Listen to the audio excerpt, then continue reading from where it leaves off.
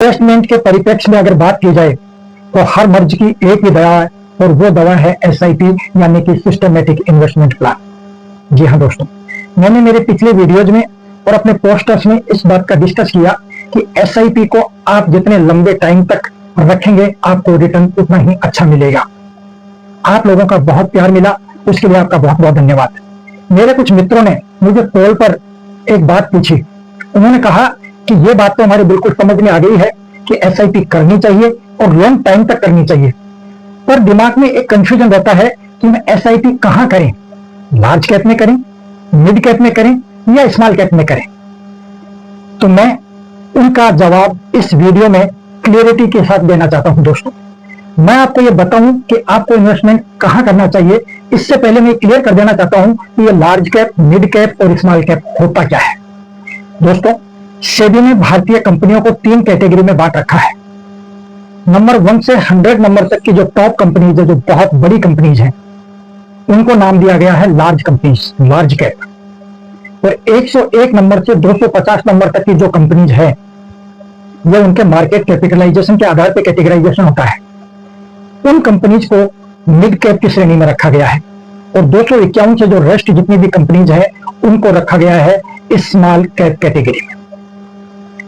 अब आप जो पैसा इन्वेस्ट करते हैं तो आपका फंड मैनेजर अगर टॉप 100 कंपनीज में मेजोरिटी पर उस पैसे को इन्वेस्ट करता है तो आपका इन्वेस्टमेंट कहलाएगा लार्ज कैप में इन्वेस्ट। अगर वो 101 से 250 नंबर की कंपनीज में आपके पैसे को लगाता है तो वो कहलाएगा आपका मिड कैप इन्वेस्टमेंट, और 251 से रेस्ट कंपनीज में अगर वो आपका इन्वेस्टमेंट करता है तो वो कहलाएगा स्मॉल कैप इन्वेस्टमेंट।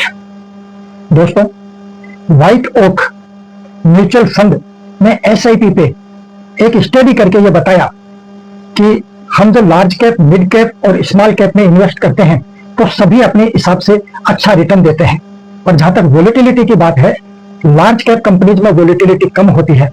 बात करें अगर रिटर्न की, तो रिटर्न मिड कैप और स्मॉल कैप में ज्यादा मिलता है।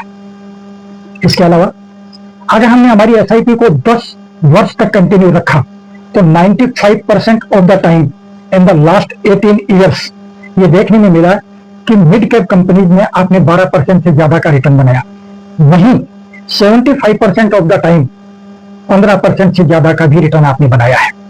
अब नेक्स्ट साल में अगर ये बात करें कि SIP करनी हो और लॉन्ग टर्म तक करनी हो तो इनमें से किसमें करें, तो my opinion is mid cap.